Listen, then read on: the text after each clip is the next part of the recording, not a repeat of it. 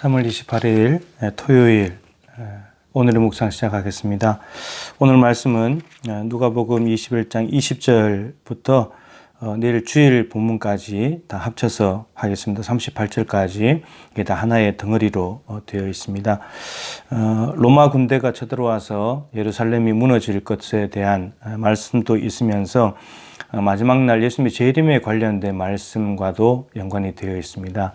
예수님께서 재림하신다는 것은 이제 완성된 하나님 나라를 가지고 오시면서 우리를 부르셔서 하나님 나라에 가게 되는데 그때는 반드시 두 가지 일이 벌어지게 되죠. 양면성이 있습니다.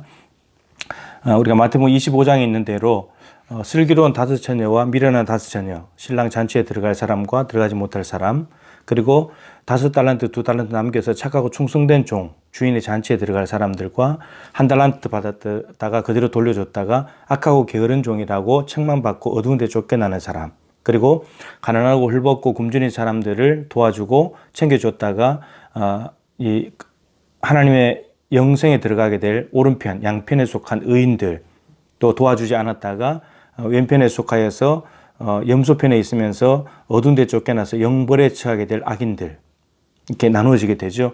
예수님께서 재림하실 때 아무래도 예수님이 재림하시는 것보다는 우리가 주님 앞에 가는 게 더 빠르지 않나 싶은데 그것이 됐든 이것이 됐든지 간에 반드시 주님께서 재림하시거나 우리가 죽게 되면 양편으로 갈라지게 됩니다.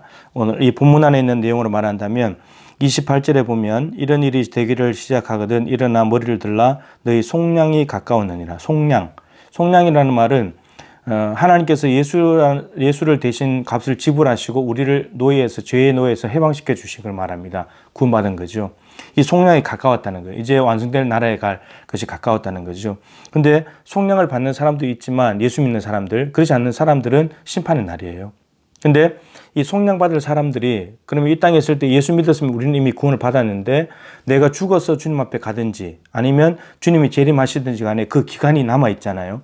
이 기간 동안에 뭐가 있어야 되냐는 거예요. 오늘 말씀에는 뭐가 나왔냐면 어제 말씀인데 인내로 너희 영혼을 얻으리라. 인내를 해야 된대요. 참아내야 된대요. 예수 믿는 믿음을 가지고 어떠한 어려움이 와도 견뎌내야 된대요. 그것이 필요하답니다. 자, 그런데 오늘 말씀이 이렇게 되어 있습니다. 너희는 스스로 조심하라. 그렇지 않으면 방탕함과 술 취함과 생활의 염려로 마음이 둔하여지고 뜻밖의 그날이 덕과 같이 너희에게 임하리라. 하나님 나라가 가까이 왔고 이제 예수님이 오시는데 어떤 사람이 그날이 덫이 돼버린대요. 덫은 뭐예요? 짐승을 잡기 위해서는 올무잖아요. 그날이 올무가 된다는 말은 올무는 안 좋은 거잖아요. 짐승이 거기에 걸리면 더욱더 이렇게 조여가지고 그래서 죽든지 잡히게 되는 거죠.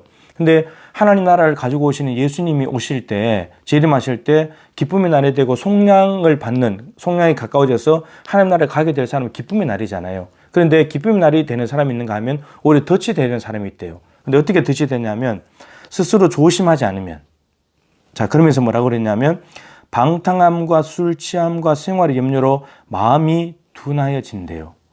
노아 당시를 생각해 보세요. 하나님께서 그 땅의 세상의 죄악의 관영함을 보시면서 하나님께서 노아에게 방주를 만들어라. 그래서 너희 방주를 탄 사람은 살 것이고 나머지는 다 멸할 것이다. 그런데 노아가 방주를 짓는 동안에 사람들은 뭘 했냐면 이렇게 돼 있죠.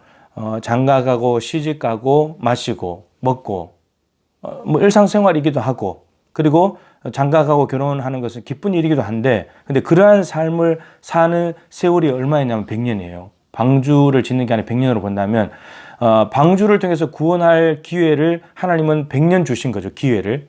노아는 속량을 받는 날이 가까워서 구원받고 속량을 받았지만 나머지 사람들은 다 물로 쓸어버림을 당했잖아요. 왜 그렇게 됐냐? 여기에 있는 데라면 마음이 둔하여졌대요. 그러니까 일상생활에 먹고 마시고 장가가고 시집가는 일들에게 집중하다 보니까 마음이 뭐에 무뎌졌냐? 하나님의 말씀, 하나님의 나라에 대해서 구원에 대해서 마음이 무뎌졌다는 말이에요.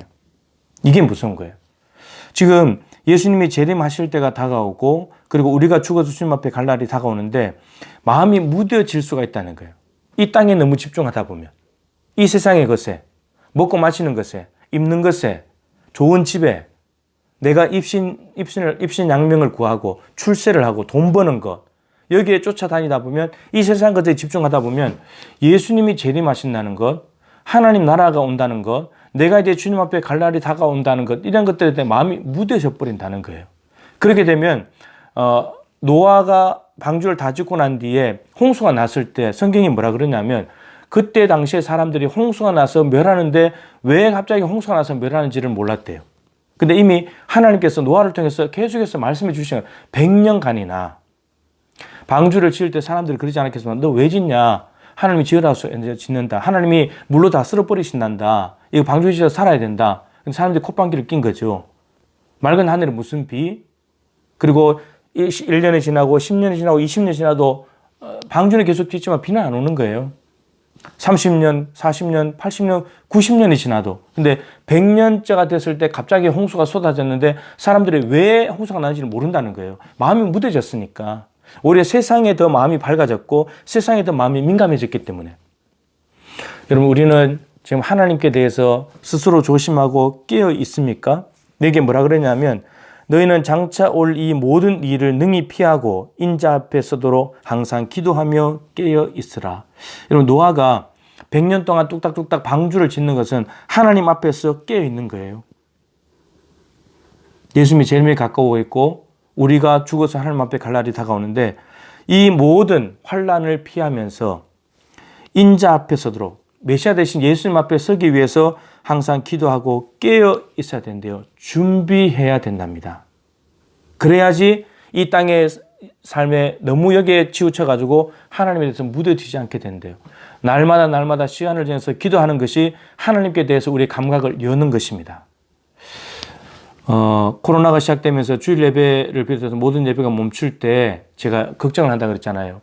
여러분들이 주일 예배, 오후 예배, 새벽 기도회, 수요일, 금요일 이 모든 시간들을 교회에 와서 가지지 않을 때 그 시간에 반드시 다른 것들이 치고 들어올 텐데 그때 치고 들어온 것들이 이 땅에 더욱더 민감하게 만들고 이 땅을 쳐다보게 만들어서 하나님에 대한 감각이 무뎌지게 될까 봐 저는 염려를 했어요. 이제 코로나가 끝나겠지만 여러분들이 어떻게 왔는지 모르겠습니다. 지금이라도 이 땅에 그때 너무 치우치다가 하나님 나라, 예수 그리스도 그분과의 교제 여기에 마음이 무뎌졌다면 빨리 돌이키십시오. 빨리 기도의 자리로 가십시오. 그러면 하나님과의 관계가 깊어지면서 세상에 대해서 무뎌지게 될 것입니다. 그럴 때 하나님 나라는 저와 여러분의 것이 될 것입니다.